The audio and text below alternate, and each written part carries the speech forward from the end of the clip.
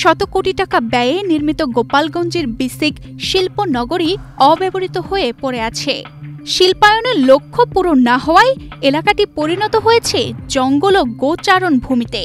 ঢাকা খুলনা মহাসড়ক, মাদারীপুর বিল road channel আর গোপালগঞ্জ কাশিয়ানী রেলপথের পাশে সদর উপজেলার হরিদাসপুরে বিসিক শিল্পনগরীর সম্প্রসারণ প্রকল্প হাতে নেয় সরকার।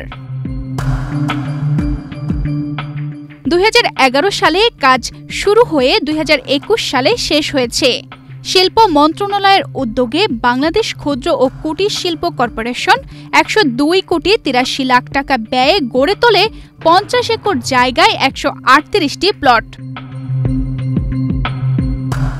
তবে বরাদ্দ দেওয়া হয়েছে মাত্র 39টি প্লট, আর উৎপাদন শুরু করেছে মাত্র 6টি প্রতিষ্ঠান।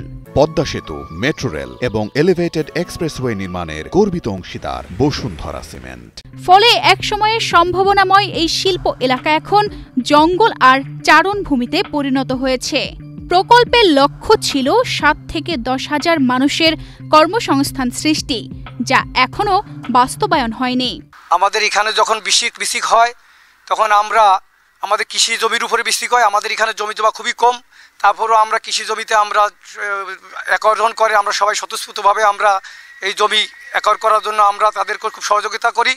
কিন্তু দেখা গেল যে জন্য আমরা কৃষি জমি আমরা দিছি সেই দিকে আমাদের কোনো ভাগ্যের কোনো উন্নয়ন হয় নাই। এখানে অনেকেই ফ্লট নেছে, কিন্তু তারা কেউ এখানে কাজ শুরু করে না, যার প্রেক্ষাপটে আমরা এখানে ক্ষতিগ্রস্ত হচ্ছি। আমরা দিছিলাম যেখানে আমাদের অনেক গ্রামের অনেক ছেলেপেলে বেকার, যারা এখানে চাকরি করবে, চাকরি করে তারা তাদের সংসার চালাবে। তখন আমাদেরকে ডিসি অফিস থেকে বোঝানো হয় যে এই জায়গায় যদি একটা শিল্প প্রতিষ্ঠান হয়, বিসিকে অনেক শিল্প প্রতিষ্ঠান হবে, এলাকার অনেক উন্নয়ন হবে, এলাকার বেকারত্ব দূর হবে। কিন্তু তাতে এলাকার যারও বাড়িঘর আছে, যারা বাস করে তাদের ওই বাড়িঘর আছে ভাড়া দিয়ে খাইতে পারবে, মানে দোকানদারি করে খাইতে পারবে, কর্ম করে খাইতে পারবে।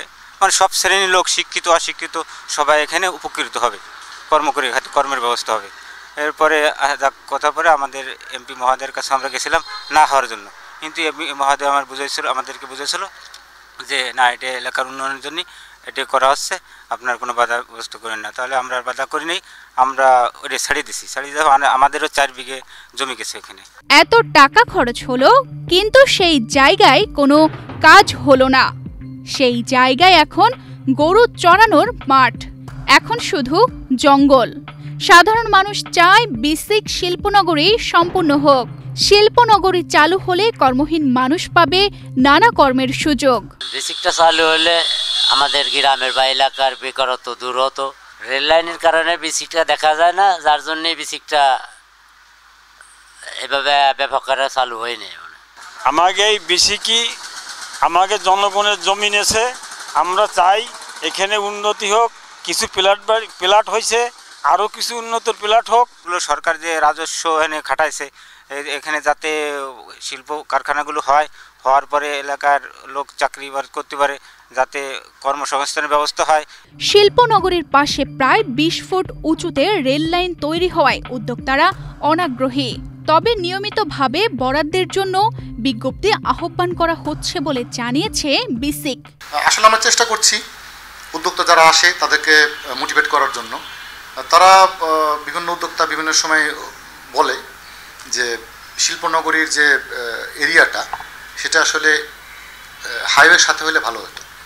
হাইওয়ে এবং যে শিল্পনগরী তার মাঝে রেলওয়ে হাইওয়ের থেকেও উঁচা, তো এইটা পণ্য পরিবহনে তাদের একটু প্রতিবন্ধকতা দেখা দেয়, তারা একটা অভিযোগ জানায়। তো এটা যদি না হয়তো হয়তো বা তারা আসতে পারতো বা একটু আগ্রহ হারিয়ে ফেলে আর কি। আর বাকি প্লট যেগুলো আছে অবরুদ্ধকৃত, সেটা বরাদ্দ দেওয়ার জন্য পুনরায় বিজ্ঞপ্তি দেওয়া হবে। আশা করি আমরা দ্রুত বাকি প্লট বরাদ্দ দিতে পারবো। কোটি কোটি টাকা ব্যয়ে নির্মিত গোপালগঞ্জের বিসিক শিল্পনগরী অব্যবস্থাপনা আর অদক্ষ পরিকল্পনার কারণে একেবারেই সুফল মেলেনি। কবে এখানে শিল্পায়নের লক্ষ্য পূরণ হবে, সেই প্রশ্ন এখন স্থানীয়দের। তানজিদা রহমান, ইনায়া, বাংলাদেশ প্রতিদিন।